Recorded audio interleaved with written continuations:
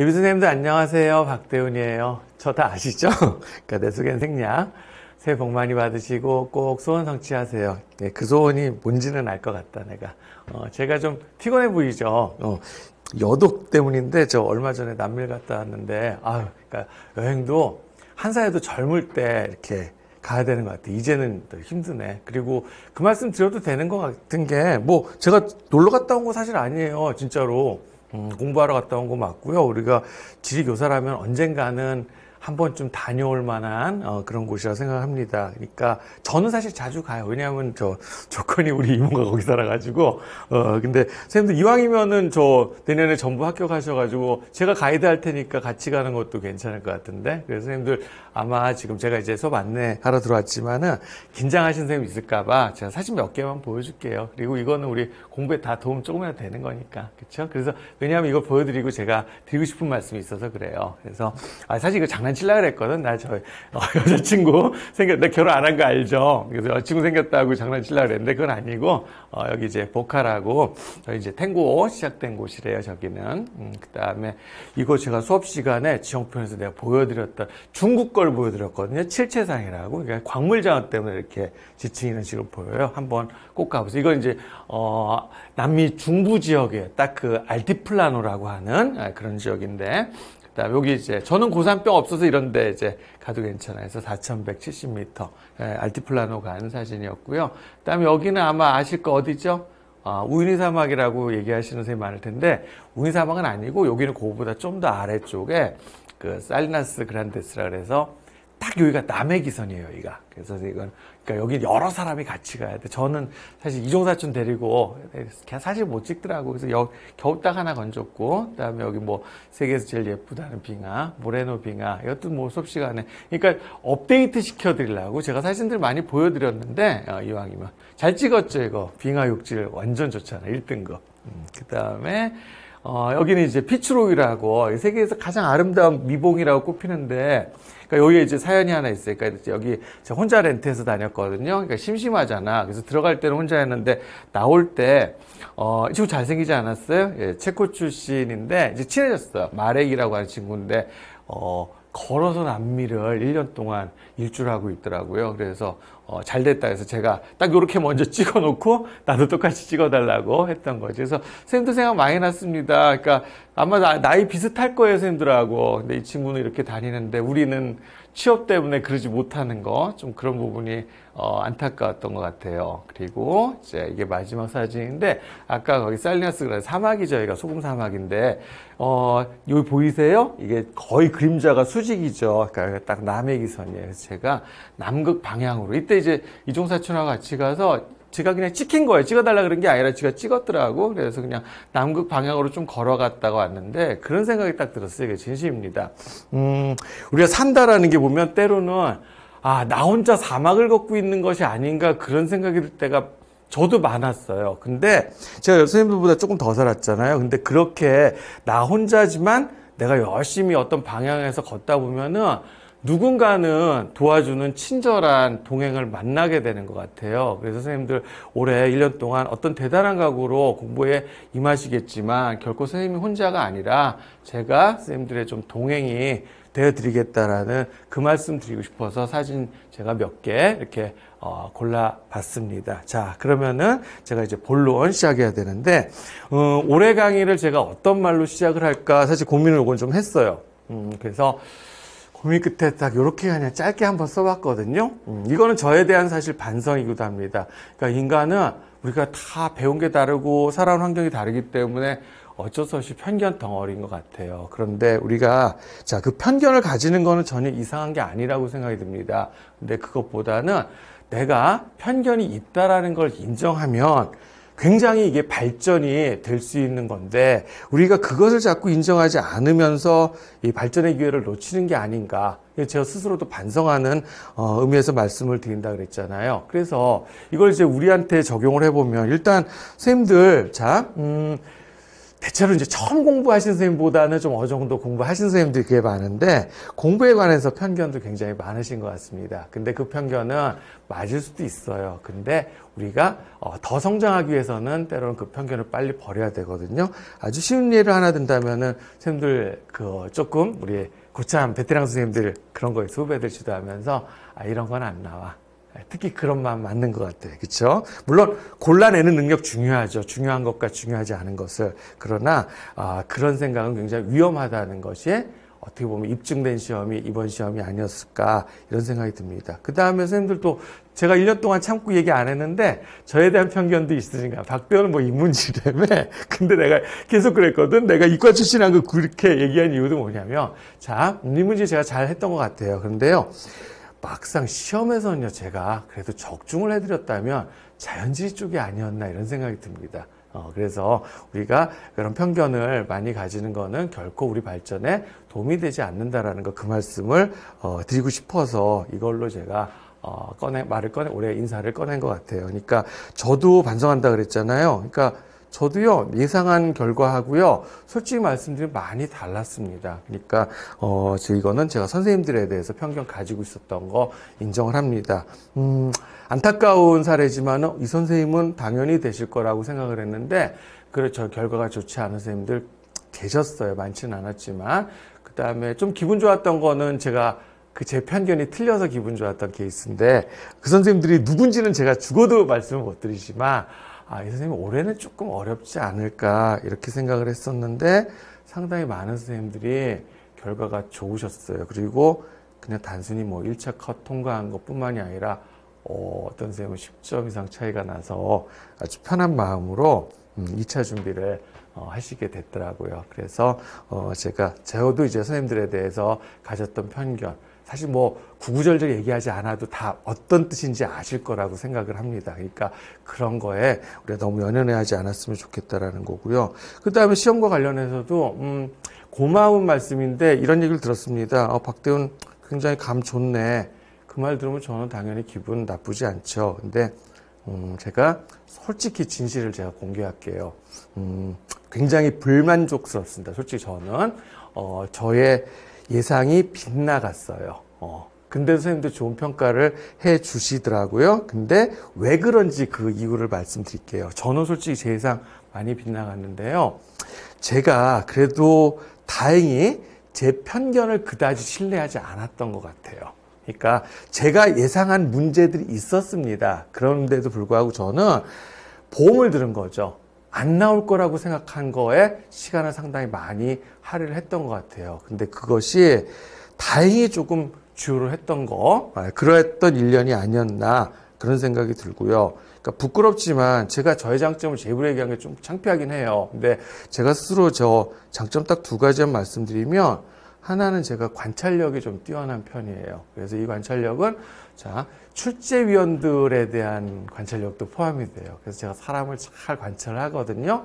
그래서 그것이 조금 주요했던 것 같고요. 그 다음에 또 하나는 제가 성격이 생긴 거와 달리 굉장히 꼼꼼한 편이래요.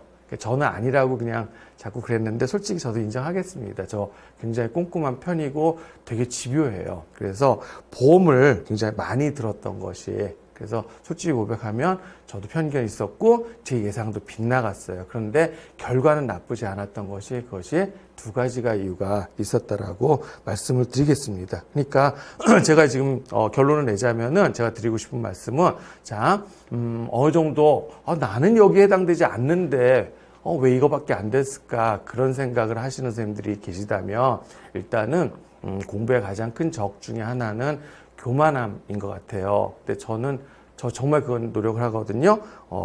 내가 다 알아 이게 아니라 그 교만함을 버려야 그래야 자기 자신이 열리게 되는 거고 더 많은 것이 들어올 수 있다라고 이렇게 생각이 듭니다. 그래서 잘하시는 선생님들한테 드리고 싶은 말씀이고요. 제가 작년 1년 내내 했던 말 중에 제가 가장 어떤 선생님이 이거 굉장히 많은 선생님들이 좋아하시더라고요. 결국엔 양이 질을 이기는 거더라고요. 그래서 저도 고백하면 아주 어린 날에 제가 머리가 좀 좋은 편이라고 생각하고 좀 깝죽대고 그랬던 시절이 있었습니다. 근데 지금은 절대로 그렇게 생각하지 않거든요. 그래서 선생님도 결국 양이 질을 이긴다라는, 그래야 세상이 또 정의로운 게 아닐까 그런 생각이 듭니다. 그래서 그렇게 노력하시면은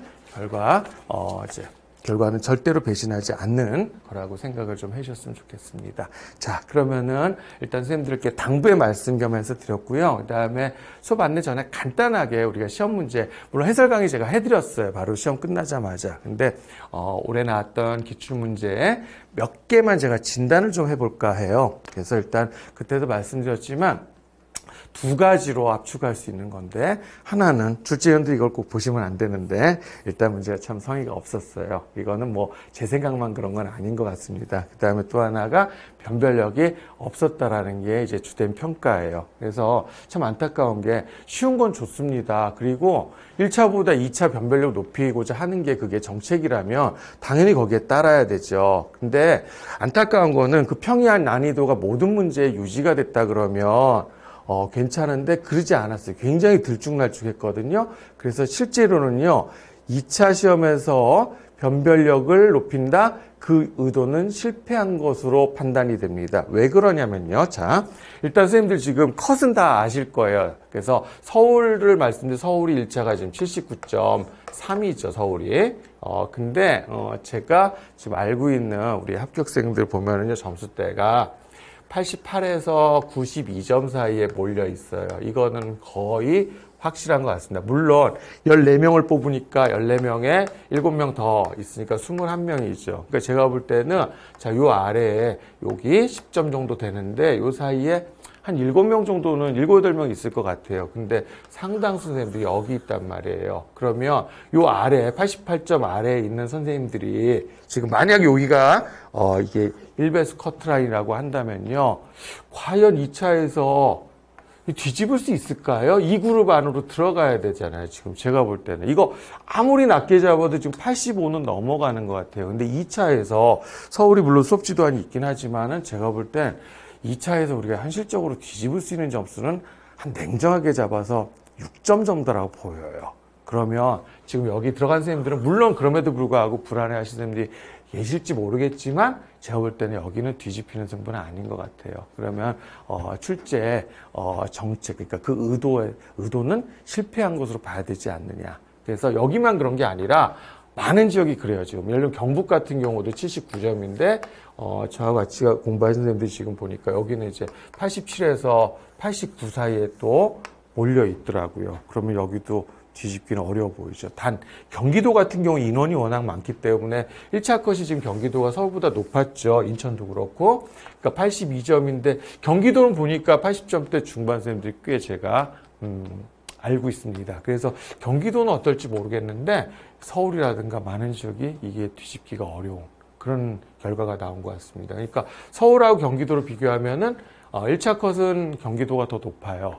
근데 제가 볼 때는 평균점은 서울이 더 높을 거라는 그런 확신이, 모든 정보를 다 하지 않는데 거의 통계라는 것이 그렇게 크게 어긋나지 않거든요. 그러니까 이왕 요거 이제 말씀을 드리는 이유는 물론 아직 1차를 한 번도 합격을 못 해보신 선생님이라면 1차 합격하는 것이 당면 목표일지 모르겠지만 그냥 한 번에, 제가 볼 때는 공부 열심히 하시면요, 이번에 그랬거든요. 컷보다 10점 가까이 맞은 선생님들 굉장히 많아요. 그러니까 한 번에 그렇게 하시면 2차는 그래도 불안한 마음, 그럼에도 열심히 하시겠지만은 좀 편안한 마음으로 2차 하실 수 있을 것 같아서 그 말씀을 드렸습니다. 자, 그래서 이 기출문제 진단을 하는데 딱 3문제만 제가 골라왔어요. 그래서 이게 A형 첫 번째 문제인데 정말 이런 문제가 많았습니다. 이 문제뿐만이 아니라, 그러니까 공부를 전혀 하지 않아도 어떻게 저걸 틀리겠어요. 그러니까 성의도 없고 그 다음에 산촌 물어본 거죠. 난이도도 굉장히 낮았던 그런 문제가 되고요. 꽤 많았습니다. 그러니까 점수 차이가 안 난 거예요.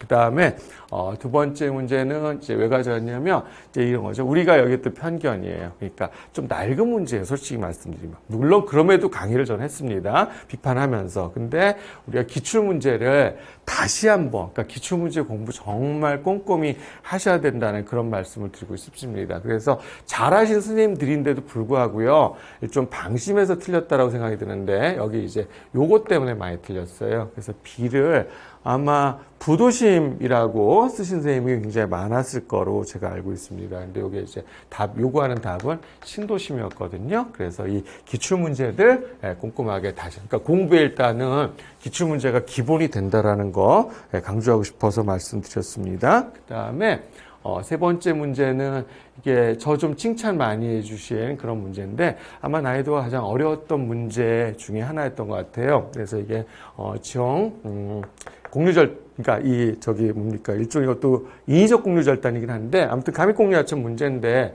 이겁니다. 여기에도 우리 고정관념이나 편견이 악영향을 미친다라는 거를 제가 사례로 가져온 겁니다. 그러니까 보통 공부 어느 정도 하신 선생님들은 우리 단구하면 단구 시험 많이 나오죠. 그러면 일단은 단구는 뭐 3개만 하면 돼 이런 그런 말씀 실제 많이 하시더라고. 그러니까 뭐가 있을까요? 일단은 이 고등학교에서 다루는 이제 구조 단구하고요. 그 다음에 기후 단구, 그 다음에 해수면 변동 단구 이렇게 3개다 이거죠. 근데 그게 독이 된다라는 거예요. 그래서 여기서 요구하는 답은 그게 아니었어요. 이제 비대칭 단구를 요구를 했던 거죠. 그렇기 때문에 자, 제 말씀 드리겠습니다. 수업 시간에 일단은 저도 이거 먼저 해요. 이렇게 3가지 먼저. 그럼에도 불구하고 항상 저는 보험을 든다 그랬죠. 그러니까 제가 어떤 식으로 해드냐면, 자, 잠깐 요것만 먼저 보겠습니다. 그러니까 이제 모의고사 문제인데, 그러니까 다른 방식으로, 그러니까 하나하나, 그러니까 이렇게만 가지 않는 그런 방법이 있거든요. 그래서 이런 식으로 문제. 아마 이거 문제 제가 요거는요, 해설 강의 때도 이 문제를 같이 수록을 해드렸어요. 그래서 그거 보시면, 그 수업 자료 있거든요. 그거 보시면 알 거예요. 그래서 결국은, 오늘 계속 제가 얘기하는 공부 중에서 그러니까 학습법 중에서 제일 강조하는 거는 결국 우리가 편견을 버려야 더 많이 발전할 수 있다 그런 뜻입니다. 그 다음에 4점짜리 문제였는데 이제 뒷부분이 아마 이 부분이 2점짜리일 거로 생각이 듭니다. 그래서 결국 답 이거 굉장히 어려운 거 맞아요. 그러니까 출제 의도는 뭐냐면요. 앞에서 여기에 지금 이 마을이 범람을 해서 침수되는 피해가 급증한다 이거잖아요. 그럼 문제에서 힌트 어렵긴 하지만 힌트가 뭐냐면 이거예요. 왜 침수 피해가 발생하느냐 이거. 그러면 그거는 인간이 개입을 했다라는 거예요. 그래서 결국은 자 인간이 개입을 했다면은 이게 그러니까 유로 변경이 일어난 거잖아요. 그렇죠? 당연히 공유하천이니까 유로 변경 가장 핵심 내용이 됩니다. 그런데 자 바깥쪽이 아니라 안쪽으로 이렇게 유로가 변경이 됐어요. 그러면은 거기서 결국은 인위적인 유로 변경이 있었다라는 걸 요구를 하는 거죠. 그렇죠? 그래서 요 부분도 제가 이 말씀 이제는 1년 참았던 얘기를 하겠습니다. 저는 수업 시간에 지형 강의할 때 이렇게 지형도도 하천 지형도들요 다 해드렸어요 일일이. 근데 그런 좀 서운한 얘기를 들었습니다. 뭐 저런 것까지 해라는 거예요. 근데 결코 그런 거 아니었다라는 거죠. 이거는 제가 옳았던 거 맞습니다. 그래서 선생님들이 그런 자세만, 그러니까 잘하신 선생님들 더 잘하라고 제가 일종의 살짝 채찍질 가하는 겁니다. 그러니까 그 마음만 버리면 훨씬 더. 매년 해서 내가 컷에 걸리는데 이게 아니라, 그러니까 조금 부분적으로 몇 점 오르는 게 아니라 완전히 도약을 할 수 있는 그런 기회가 있다라는 거를 말씀드리고 싶어서 제가 요 기출문제 진단 이렇게 간단하게 해드린 거라고 생각하시면 될 것 같습니다. 그러니까 편견과 고정관념 버리시면은 꼭 좋은 결과 있을 거라 제가 확신을 좀 드리고 싶습니다. 그리고 생뚱맞죠 제 전화번호 뭐였냐면요 제가 이거야 마지막 공부도 굉장히 중요하다는 걸 제가 느꼈어요. 왜냐하면 마지막에 한 3, 4점을 우리가 건졌거든요. 그래서 어떤 경우였냐면 제가 끊임없이 이제 제 연락처를 가르쳐 드려요. 그래서 이제 일단 저는 소통하는 걸 좋아해요. 그리고 선생님들을 잘 알아야 제가 또 강의에 도움이, 그것이 이제 강의에 반영이 돼서 도움이, 꼭 좋은 소리만 저한테 해달라는 그런 뜻 아닙니다. 그래서 그러려고 제가 번호를 남겨드리는데, 저하고 같이 공부하신 모든 선생님의 연락처를 다 알지는 못했어요. 근데 작년에 마지막에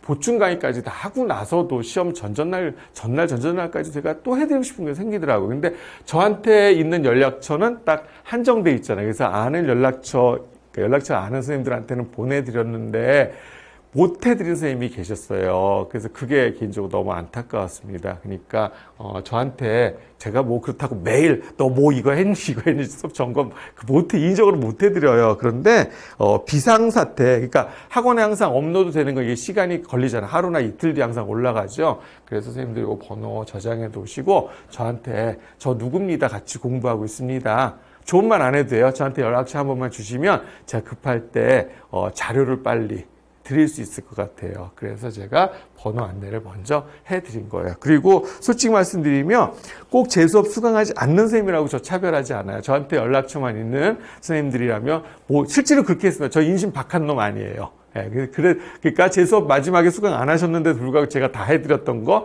아마 다른 선생님들이 증명을 해주시지 않을까, 예, 그런 생각을 맞아요. 그거 진실이에요. 자, 그러면은 간단하게 올해 수업 안내하도록 하겠습니다. 이거 아마 공지사항 나갔을 거예요. 그래도 조금 부연 설명해드리면은 작년하고 이제 좀 바꾼 게 하나 있어요. 그래서 전체적인 틀은 요거 기본 이론 강좌, 문제풀이, 모의고사잖아요. 근데 중간에 제가 기출문제를 따로 떼어냈어요. 그래서 왜 그랬냐면은 작년에 여기에다 집어넣었거든요.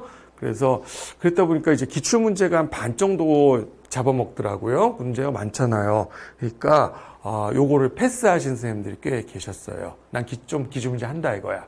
근데 사실 그래서는 안 되거든요. 예, 그래서 요거를 따로 제가 떼어내요. 정 그러시면 이걸 따로 떼어내면. 그러니까 이것 때문에 요거를 수강을 안 하시는 선생님들이 계시더라고요. 그래서 제가 요거를 올해는 분리를 시켰어요. 그래서 이 기출문제 풀이는 꼭 선생님들이 현장에서 보통 이제 현장 강의를 녹화하잖아요. 근데 선생님들이 안 계셔도 상관없어요. 그래서 이건 제가 스튜디오에서 따로 한 30강 정도. 그래서 오히려 그게 더 충실한 강의를 해드릴 수 있을 것 같아요. 그래서 기출문제 따로 떼어냈고요. 그 다음에 요거 이제 심화 문제 풀이. 이렇게 하도록 해서 선생님들이 좀 그런 식으로 선호를 하시는 것 같아요. 자, 그래서 일단은 첫 번째 제일 중요한 거죠. 그러니까 작년에도 보면은 마지막에 많이 몰리시더라고요, 모의고사 때. 근데 그럼에도 불구하고 자, 실제로 자 이겁니다. 모의고사 성적하고요, 실제 시험 결과하고 많이 일치하지 않았어요. 그러니까 정말 그래서 제일 중요한 건 결국 기본에 있더라는 거예요. 그러니까 여기서. 그러니까 모의고사에서 적중 몇 개 해드렸는데 그거보다 더 중요한 대부분의 것들은 이 강좌더라고요. 그래서 제가 작년에 전반적으로 제가 강의가 분량이 좀 많은 편이에요. 그래서 이런 선생님들이 있었겠죠.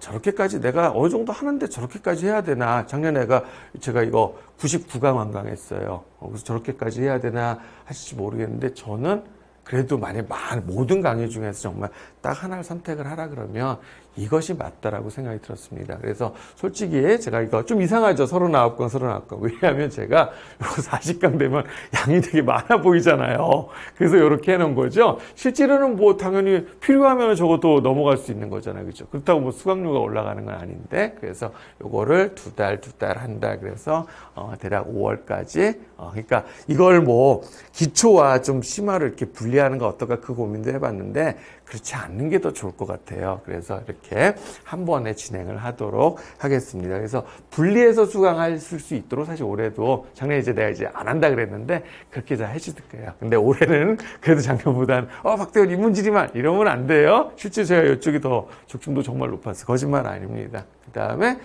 이제 인문지리. 그래서 뭐 간단해서 이거는 이제 공지사항에도 올라가 있으니까 그래서 그냥 간단해서 좀 제가 민망합니다. 그죠? 그래서 핵심은 도시지리하고 경제지리. 그러니까 그때 인문지리 이제 강의하면서도 말씀드리겠지만 제가 예전에 공부할 때하고 가장 많이 바뀐 부분은 자연지리는 그렇게 큰 변화가 없습니다. 인문지리는 근데 완전 어떻게 보면 이게 지리학인가? 라는 느낌이 드는 트렌드가 바뀌어버려서 그래요. 그러니까 사실 어떻게 보면 이게 도시지리가 아니라 정치학이나 행정학에 많이 가까워졌어요. 경제지리도 마찬가지로 경제가 아니야? 이런 느낌이 드는. 근데 아무튼 그 트렌드에 따라서 우리가 공부를 해야 될 것 같습니다. 그래서 인문지리를 앞에다 둔 이유는 우리가 보통 자연지리 먼저 공부하잖아요. 근데 자연지리보다 인문지리가 시간을 더 많이 투자해야 되는. 그리고 실제 시험에서도 결국은 80점 중에서 인문지리가 반이잖아요. 그래서 인문지리를 제가 앞에다가 배치를 했습니다. 그리고 이제 선생님들 좀 잘하신다고 느끼실지 모르겠는데 자연지리를 그 뒤에다가. 근데 제가 볼 때 자연지리 다 잘하신 거 아닌 거 내가 이번에 확인했습니다. 그래서 저 따라오세요. 그리고 기억도 정말 중요하다라는 거.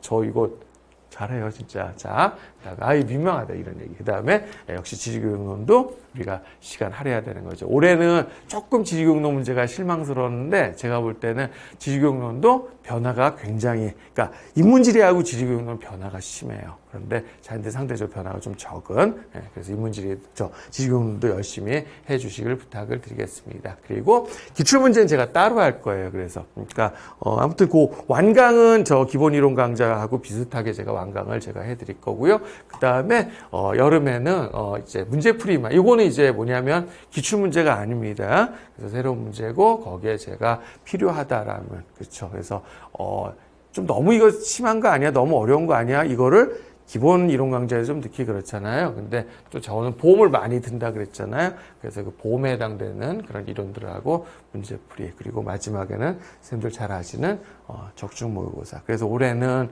이제 작년에 사실 9월 이후로 많이 오셨는데 이제는 뭐라 그러지? 허접한 선생님 아닌 거 알잖아, 이제는. 그래서 올해는 조금 더 일찍 오셨으면 좋겠습니다. 그래야 제가 선생님들의 이겁니다. 그러니까 일종의 제가 그래도 공부에 있어서 의사라고 생각이 들어요. 근데 선생님들 진단했을 때, 이게 좀 빨리 진단을 했으면 그만큼 우리가 어떤 그 병을 고치기가 수월한데 너무 늦으면 진단을 했는데 이게 치료가 쉽지 않은 그런 경우가 생겨버려요. 그러니까 조금 일찍 진단받아요. 그래서 개인적으로 제가 카톡 하셔도 된다고 번호를 남겨드린 겁니다. 그래서 이 정도 수업 안 내면은 되지 않을까. 더 많은 내용들은 이제 수업을 통해서 우리가 하실 수 있을 거라고 생각이 듭니다. 자, 그러면 컨디션 오늘 좀 안 좋았는데 제가 또 저는 이거 스튜디오에서 혼자 녹화하면 되잖아요. 그래서 또 기회가 되면 좀 더 드리고 싶은 말씀이 또 생각났다 그러면은 또 바꿔 제가 많이 또 그렇게 하거든요. 네, 그렇게 하겠습니다. 수업은 제가 다음 주에 시작이 되는데 이론 강의는 좀 죄송스러운 말씀 드린다면 일주일에 2번씩 수업을 해야 돼요. 그래야 원활하게 가거든요. 그래서 왜냐하면 그걸 하루에 몰아서 6, 7시간, 그러니까 여름 이후부터는 제가 하루에 몰아서 하는데 제가 너무 힘들어요. 그러면 사람이 아무리 좋은 생각을 한다 하더라도 체력적으로 안 받쳐주면은 결국은 수업에 영향을 미치더라고요. 그래서 조금 귀찮으시겠지만 금요일하고 일요일 이론 강좌 이렇게 배치를 했거든요. 그래서 이제 첫 수업만 우리 학원이 그 강의실 문제가 1월 달에 있대요. 2차 학업이 맞물려 갖고. 그래서 그 설날 전에 2번 수업만 저녁 금요일 강좌가 이제 저녁 때 하고요. 그 다음부터는 이제 금요일이든 일요일이든 이제 2시부터 6시. 그래서 인터넷으로 수강하는 선생님들은 뭐 훨씬 많으시겠으니까 상관없겠지만은 현장 오시는 선생님 같은 경우는 좀 시간 그게 안 맞을 수 있잖아요. 그래서 이런 방법도 있다고 그러더라고요. 반은 인터넷으로 하고 반은 현장으로 하는 뭐 그런 방법이 있다. 저는 자세한 내용 모르니까 그건 학원 측하고 문의하시면 되고, 아무튼 선생님들 최대한 배려해 드리려고, 그러니까 불편한 사항이 있다 그러면은 제가 개선할 수 있는 거는 항상 저는 좀 진짜로 열려 있는 쪽인 것 같아요. 저는 그래서 많이 요즘 얘기하잖아요. 꼰대라는 얘기. 그래서 앞머리 내렸어요. 나만 지금 웃긴가 이게? 그래서 절대 나이가 들어도 꼰대가 되지 않을 자신 있으니까 저하고 이왕이면은 1년 같이 하시면 공부는 선생님들이 하시는 거라 생각을 합니다. 하지만 그래도 저하고 하시면 선생님들의 그 수험 기간을 제가 단축을 시켜드릴 수 있는 것 같아요. 그래서 부끄럽지만 선생님들 앞에 이렇게 선 것이라 생각해 주셨으면 좋겠습니다. 그럼 수업 시간에 다시 뵙도록 하겠습니다. 고맙습니다.